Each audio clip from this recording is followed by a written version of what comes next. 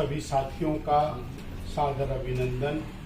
मैं आपका कोटि कोटि आभार व्यक्त करता हूं कि इतनी प्रातःकाल आप सबको कष्ट दिया और हम आपके सदैव इस बात के लिए आभारी हैं।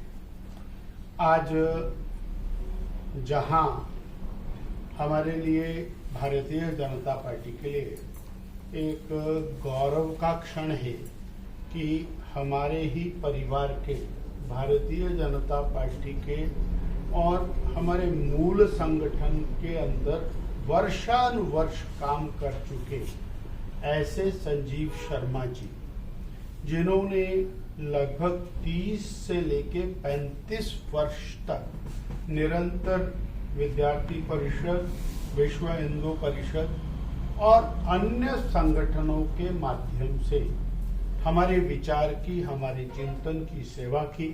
तत्पश्चात किसान मोर्चा और भारतीय जनता पार्टी में पार्टी के सक्रिय रूप में और योगदान देते रहे। वो परिवार जो जनसंघ के शुरू होने के समय से लेकर के पार्टी के साथ रहा। एक स्थितियां बनी और 2022 के उपचुनाव में आपने इंडिपेंडेंट चुनाव लड़ा। आज श्री नरेंद्र भाई मोदी जी के नेतृत्व को मजबूत करने के लिए भारतीय जनता पार्टी को हिमाचल प्रदेश में जिला सिरमौर में और बड़सर विधानसभा क्षेत्र में मजबूती प्रदान करने के लिए भाई संजीव जी ने हमारे और पार्टी के सभी वरिष्ठ नेताओं के आग्रह को स्वीकार करते हुए पुनः भारतीय जनता पार्टी में शामिल होने की स्वीकारोक्ति की है। और कल हमारे वरिष्ठतम नेता श्री प्रेम कुमार धूमल जी के घर पर उनके समकक्ष आपने पार्टी ज्वाइन की है।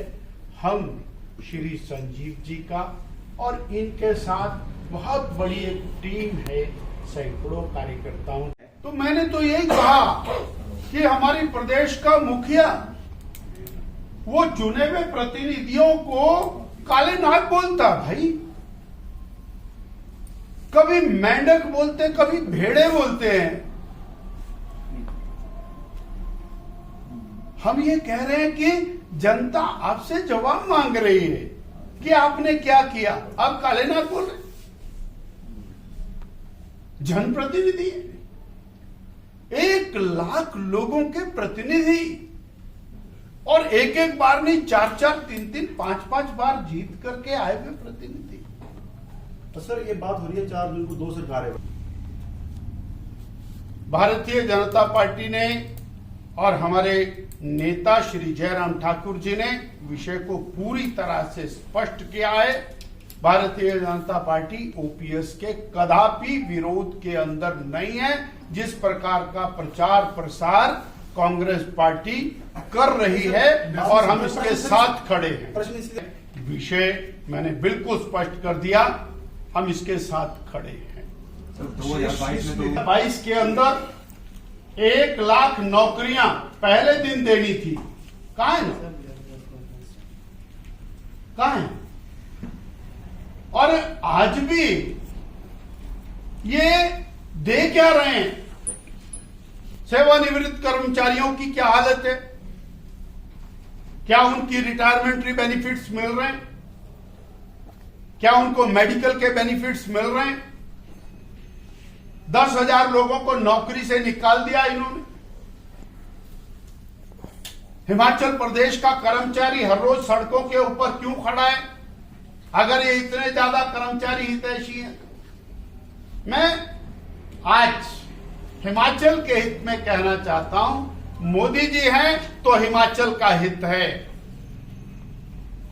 और प्रियंका जी ने 1 लाख नौकरियों के लिए कहा था पहली कैबिनेट में, 22.5 लाख बहनों को 1500 कहा था। उनकी गारंटी तो फेल हो गई है।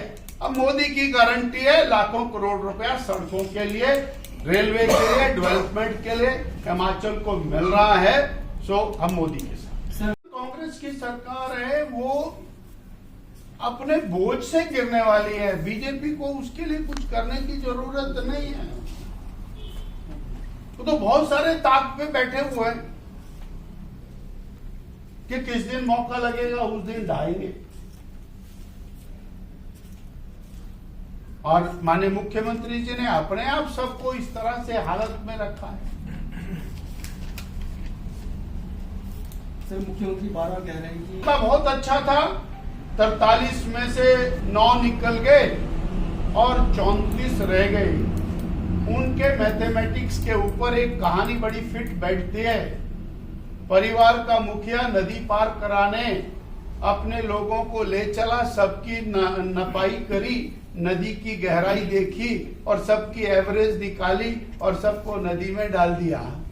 एवरेज के हिसाब से आधे डूब गए, आधे पार हो गए। भारतीय जनता पार्टी पूरी तरह से राष्ट्रीय मुद्दों के ऊपर चुनाव लड़ रही है और हमने बिल्कुल डंके की चोट पर कहा है कि कीरतपुर से मंडी अगर 2 घंटे में व्यक्ति पहुंच रहा है तो वो भारतीय जनता पार्टी की देन है। काश कांग्रेस पार्टी ने, श्रीमती सोनिया गांधी जी की सरकार ने ये टनल्स और ये सड़कें बनाई होती तो हिमाचल बहुत आगे होता। All India institute of medical sciences Bharatiya Janata party की देन है। क्यों नहीं बनाया उससे पहले? आज हम विकास, गरीब कल्याण, महिला कल्याण, युवा उत्थान और हिमाचल के विकास के आधार के ऊपर अपनी बात को रख रहे हैं। मुद्दे गौण नहीं हुए। देश का मुद्दा एक ही है। देश मोदी जी के साथ आगे बढ़ रहा है और कांग्रेस पार्टी देश को पीछे खींच रही है। हिमाचल में जरूर हिमाचल की जनता कांग्रेस से जवाब मांग रही है कि 1.5 साल में आपने क्या किया। कांग्रेस पार्टी का कुनबा सिकुड़ रहा है। नाम बड़े और दर्शन छोटे, घोषणाएं बड़ी। अभी 52 सीटें हैं पार्लियामेंट में, 2 चरणों का चुनाव हो गया। कांग्रेस पार्टी 40 के नीचे जा रही है।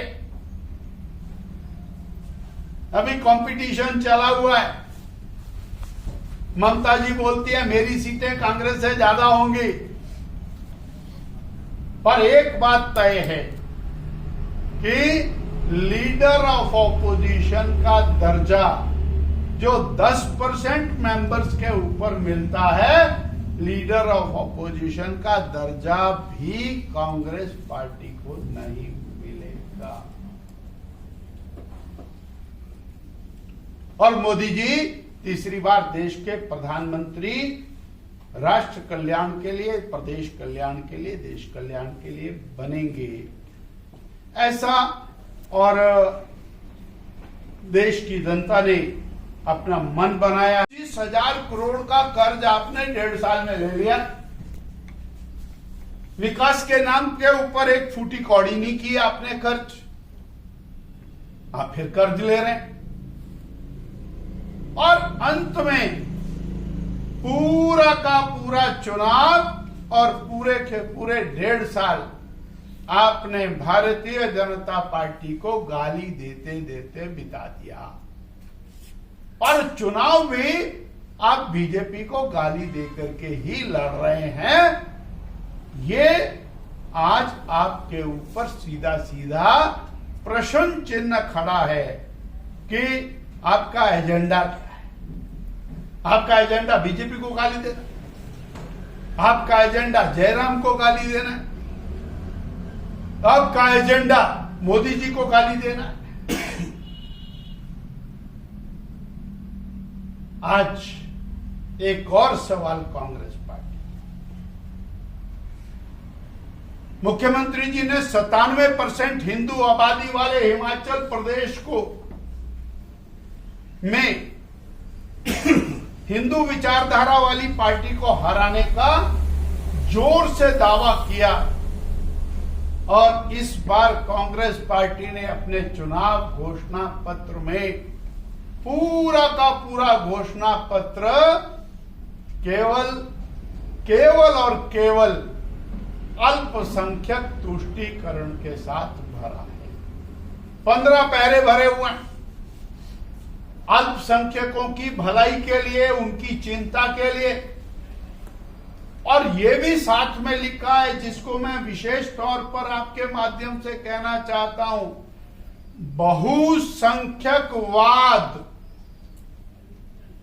बहुसंख्यकवाद हम इस प्रदेश में, इस देश में नहीं चलने देंगे।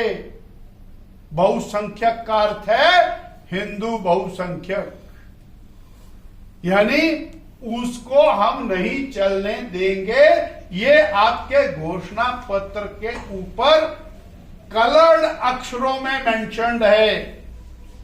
यानी जो मुख्यमंत्री जी हिमाचल प्रदेश के, उनका एजेंडा और राष्ट्रीय स्तर पर श्री राहुल गांधी जी का एजेंडा वो सिंक्रोनाइज हो गया हुआ है।